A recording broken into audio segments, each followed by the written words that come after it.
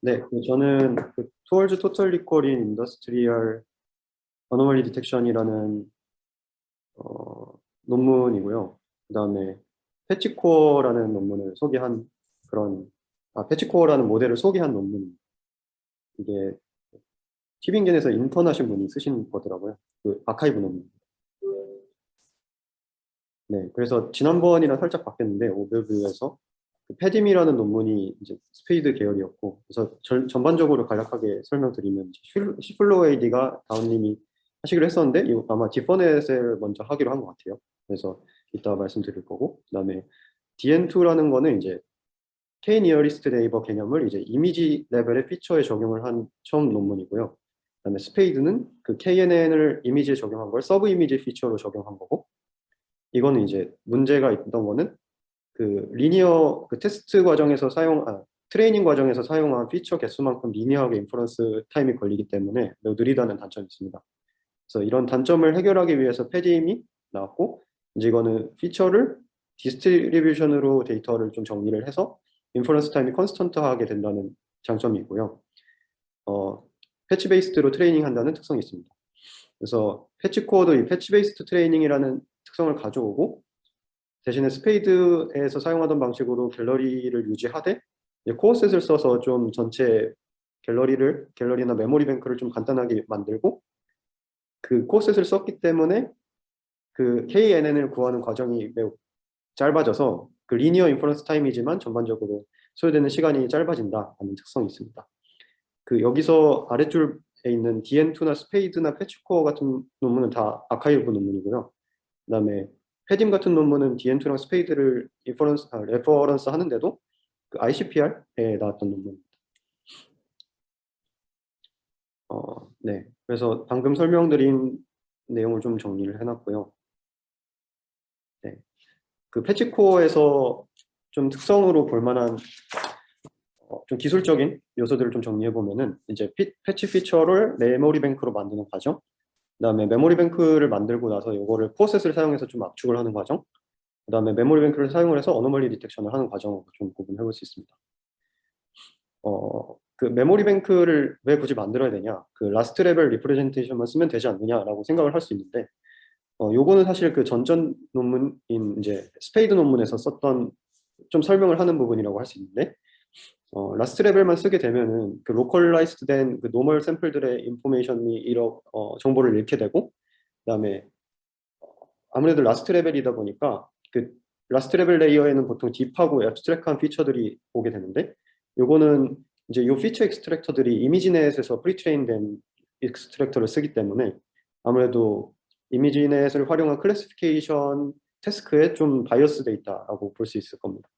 그래서 이런 라스트 레벨 리프레젠테이션이나 미드 레벨을 쓰게 되는데, 그럼 이 미드 레벨 피처들을 어떻게 관리할 것인가 하는 부분에서 이제 메모리 뱅크랑 그 전 단계에서는 이제 갤러리 개념이 나오게 됩니다.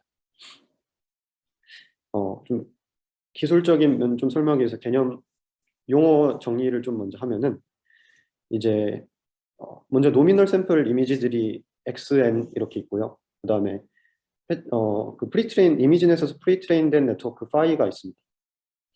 이 파이에다가 이미지를 넣으면은 I 번째 이미지를 파이 J에 넣으면은 파이 IJ가 나오고, 이게 이제 C 스타, H 스타, W 스타를 곱한 텐서가 나오는데요. 크기의 텐서가 나오는데, 여기서 J라는 거는 이제 파이의 하이어라키 레벨이 있는데, 보통 이제 레즈넷 스타일의 아키텍처를 쓰기 때문에 한 4개 정도로 크게 레이어가 구분된다고 합니다. 이 중에서 라스트 레벨이 아니라 중간에 1, 2, 3을 어떻게 조합해서 쓰느냐에 따라 성능이 달라지게 되는데, 이 부분에 대한 어블레이션 스터디가 뒷부분에 있어서 그때 설명드리도록 하겠습니다.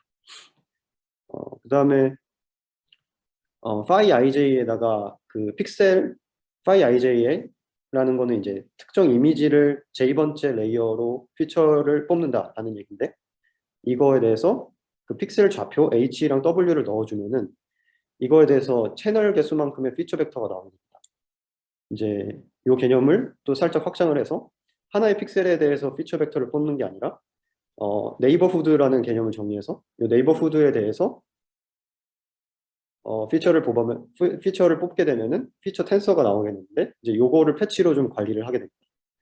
그래서 위에 있는 n이 이제 네이버후드 개념이고요. 네이버후드는 사실 별건 없고 패치 사이즈만큼 픽셀 중심을 두고 HW를 중심에 두고 픽셀 사이즈만큼 이제 박스를 그리는 형태고, 이제 요 박스를 여기서 패치 사이즈는 이것도 좀 여러 개로 테스트를 해볼 수 있는데, 어블레이션 스터디에서는 이제 3이 제일 적당하다고 해서 그거를 기준으로 생각하시면 될 것 같고, 그래서 3 x 3으로 네이버후드가 그려지면은 요거를 이제 피처 네트워크에 넣으면 어 피처 네트워크에 넣고, 그러면 이제 각 픽셀에 대해서 3 x 3에 대해서 하나씩 n개 C 스탁의 그 피처 텐서가 나오게 되고요. 피처 벡터가 나오게 되고요. 이거를 합쳐가지고 F 어그리게이션이라는 함수를 쓰는데, 여기서는 이제 어댑티브 에버리지 풀링이라는 걸 써서 나오는 피처 채널의 개수를 제한을 해주게 됩니다. 그래서 결과적으로는 3 x 3에 대해서 이 피처 네트워크를 돌리게 되면은 3 x 3 곱하기 D개만큼의 피처 텐서가 나오게 되고요. D의 크기를 가진 3 x 3 곱하기 D의 크기를 가진 피처 텐서가 나오고, 이제 요거를 네, 전체 이미지에 대해서 이 피처 텐서를 다 구해준 거를 패치라고 보게 됩니다. 이제 이 패치를 각 이미지에 대해서 다 구해줘가지고 n개의 이미지에 대해서 구해주게 되면 요거를 이제 메모리 뱅크라고 이야기를 하게 됩니다. 이제 이 메모리 뱅크를 구했으니까 요거를 이제 코어셋을 사용을 해서 줄이는 압축하는 개념이 있는데요. 요거는 이제 미니맥스 퍼실리티 로케이션 코어셋 셀렉션이라는 방법을 썼다고 하는데, 이 수식적으로는 잘 이해를 못했지만 개념적으로는 어, 이 같은 이 세트에서 태스크를 수행했을 때 같은 효과를 내면서 어떤 최소의 엘리멘트 수를 가진 그런 세트를 구하는 방식입니다. 그래서 네, 그 개수 같은 경우는 코어셋 같은 경우는 뭐 뒷부분에 나오지만, 네, 그래서 메모리 뱅크를 알고리즘적으로 어떻게 구하나를 여기서 좀 설명을 하는데, 음, 실제로 이거를 구하는 과정은 NP 하드이기 때문에 어프록시메이션을 통해 그리디하게 구하게 되고요. 이제 이거를 구하는 방식이 여기 좀 써 있는데, 그래서 원래는 이렇게 최저값에 도달할 때까지 해야 되지만 앨범만 하게 되고, 구하는 방식도 미니막스에서 살짝 바뀌었습니다. 그리고 뭐 그 피처를 비교하는 과정에서 디멘션이 너무 크면 오래 걸려가지고 이거를 좀 줄이는 방식으로 흡사일을 써서 좀 시간을 좀 단축시키고요. 그래서 뭐 전체 알고리즘은 그냥 메모리 뱅크를 만들고 그 다음에 코스 셀렉션을 해서 메모리 뱅크 크기를 줄인다라는 내용으로 볼 수 있습니다. 그래서 패치코어를 전체 메모리 뱅크 크기를 100으로 봤을 때 이제 1%, 10%뭐 이런 식으로 전체에 비해서 어느 정도의 엘리멘트를 유지하면서 메모리 뱅크 코어를 코셋을 만드느냐 그래가지고 패치 코어 n% 이런 식으로 정의를 해서 쓰게 되고, 뒷부분에 좀 비교를 한 데이터가 나오게 됩니다. 네, 그래서 이거는 그 전체 메모리 뱅크에 대해서 랜덤 샘플링을 한 것과 그리디 코셋을 고른 고른 결과를 비교한 건데요. 랜덤 샘플링도 사실 생각보다 결과가 잘 나오는데, 어쨌든 랜덤 샘플링보다 코셋을 썼을 때 전반적으로 좀 넓게 고르게 분포된 어떤 엘리멘트들을 갖게 된다는 것을 알 수 있습니다. 이제 이런 특성은 나중에 그 KNN, 그러니까 니어리스트 네이버를 구해서 아노멀리 스코어로 비교하는 과정에서 좀 유의미하게 되고요. 그래서 메모리 뱅크를 활용해서 어노멀리를 어떻게 구하냐라고 했을 때 이제 이게 두 가지 스텝이 있는데요. 스텝이라고는 방식이 있는데, 그 세그멘테이션을 구하는 과정에서는 이제 픽셀 단위로 비교를 하기 때문에 그 공간 정보를 가지고 있어서 해당 공간에 대응되는 패치들끼리 직접 비교를 하면 이제 어노멀리 스코어가 비교가 가능하고요. 그래서 세그멘테이션도 할 수 있는데, 그 전체 이미지 레벨에서 어노멀리 스코어를 비교할 때는 이제 아그맥스 아그민 이 문제를 풀게 되고, 사실 요거는 뭐 살짝 복잡해 보일 수는 있지만 실제 하는 거는 어, 그 테스트로 들어온 이미지가 가지고 있는 패치들 중에 가장 어노멀리 스코어가 높은 애를 네, 기준으로 해서 전체 이미지의 어노멀리 스코어를 결정한다라는 얘기라고 할 수 있습니다. 그 그래서 그래서 테스트 샘플이 가지고 있는 패치들 중에 가장 어노멀리한 녀석과 그 걔와 가장 가까운 트레이닝 과정에서 사용되는 샘플을 두 개를 비교해 가지고, 그래서 얼마나 멀리 떨어져 있냐, 그러니까 테스트 샘플에 들어온 패치들 중에 가지고 있던 트레이닝 샘플의 패치들 사이에 가장 가까운 애를 비교해서 그 거리를 재는 건데요. 이게 잘 전달된지 모르겠지만 그거에 대해서 한 번 더 이제 웨이트를 주는 방식이 있는데 그 테스트 샘플에 대해 가장 가까운 노멀 샘플이 그 주변에 다른 샘플들이 가깝게 많이 있으면은 얘는 원래 좀 노멀한 애다라고 판단을 하고요. 그 주변에 거의 노멀한 샘플들이 없으면 얘는 노멀한 애로 학습을 하긴 했지만 얘 자체가 원래 약간 어노멀러스하다라고 판단을 해서 주변에 다른 가까운 노멀 샘플들이 없는 경우에는 어노멀리 스코어를 더 높여주는 식으로 웨이트를 주게 됩니다. 네, 그래서 전체 모델의 어떤 서머리를 하면은 이런 식으로 노멀 샘플들에 대해서 학습을 하고 거기서 생기는 피처들을 패치 형태로 저장을 해서 또 그 패치들을 코셋으로 좀 줄여가지고 저장을 해서 메모리 뱅크로 구성하고요. 테스트 샘플이 들어왔을 때 패치를 뽑아서 패치 피처를 이제 k nearest neighbor로 비교를 해서 방금 설명 방식으로 이제 어노멀리 스코어를 구하게 되고 이 어노멀리 스코어를 가지고 이미지 레벨의 어노멀리 형태 그리고 이미지 레벨의 어노멀리 상태 그 다음에 픽셀 레벨 단으로 어노멀리를 비교해서 세그멘테이션을 하는 이런 식의 프로세스입니다.